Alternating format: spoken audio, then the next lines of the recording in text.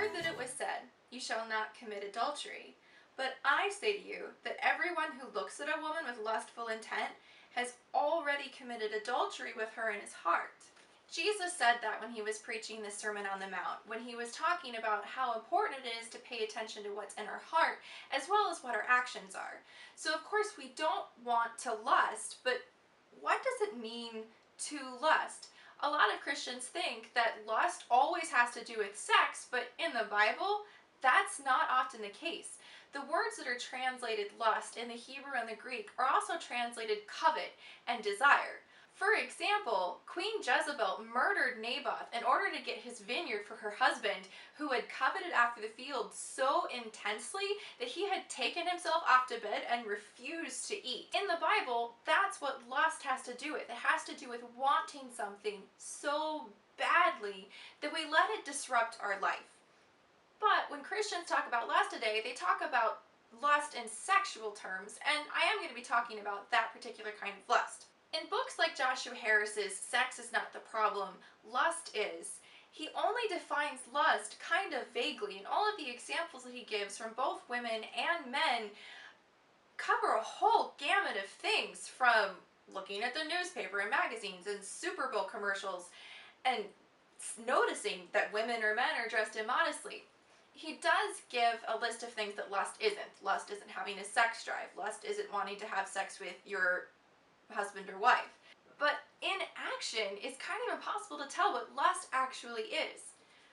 The reason why this question is so difficult is that what we think of as lust actually covers a whole spectrum of things, from attraction to arousal to desire, all the way up to lust. So we have to think about what those things on their own actually are. For example, attraction can come in a bunch of different forms. There's aesthetic attraction, romantic attraction, and sexual attraction. And aesthetic attraction is similar to, but not really, aesthetic recognition. And aesthetic recognition is noticing that something or someone is extraordinarily beautiful. We have flowers, we have mountains, and we have people, and we're all beautiful, and we're all intended to be beautiful. And noticing that and appreciating that and enjoying that isn't a bad thing. But that's not quite what aesthetic attraction is. Me and my friends used to joke about aesthetic attraction in college. We would nudge each other with our elbows when we saw someone that we found particularly aesthetically attractive and say, "Good job, God." And who we found particularly attractive differed from person to person in my friend group. So aesthetic recognition is simply noticing that someone's beautiful, and aesthetic attraction is a little bit more than that. And then there's romantic attraction. And romantic attraction is what we would think of as a crush. Romantic attraction is wanting to be in a relationship with someone. It's wanting to sit on a couch and watch movies and eat popcorn with a person. It's wanting to go on a long walk on a beach with someone. That's wanting to be in a relationship, to have companionship, and that's romantic attraction. And then there's sexual attraction.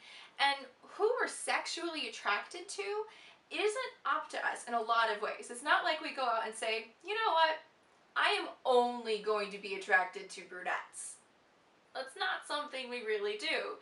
So the choices that we make about sexual attraction aren't really choices that we make on a conscious level.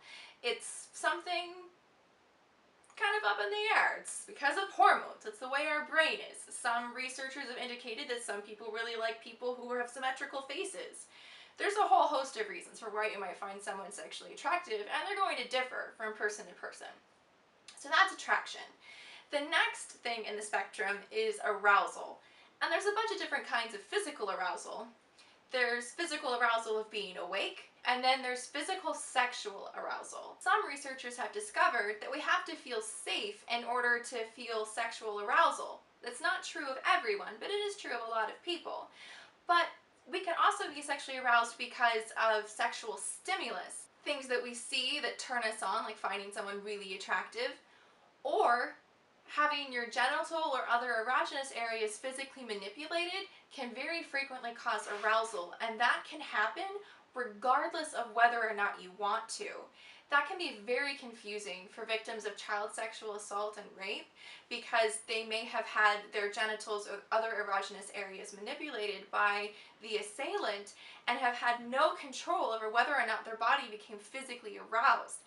That can lead to them feeling like they were responsible for it or it's their fault in some way, and that is not true and can be very dangerous. So it's very important to remember that arousal isn't something that we control on a conscious decision-making level.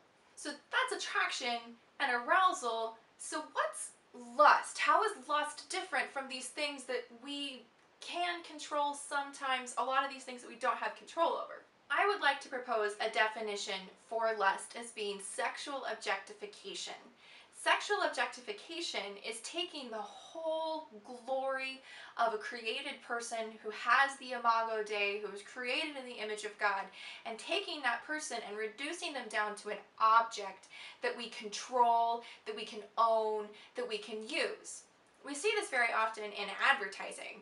Advertising has all kinds of examples of mostly women, but not always, being used as tables and razors and all kinds of really strange things where they take a person and turn them to an object that we use. We don't think of it as a person when we see that advertisement necessarily. And I think that's what Jesus was talking about, because that's what lust very frequently has to do with in the Bible, is wanting to take something that doesn't belong to us, and that wanting being so bad that it disrupts our life.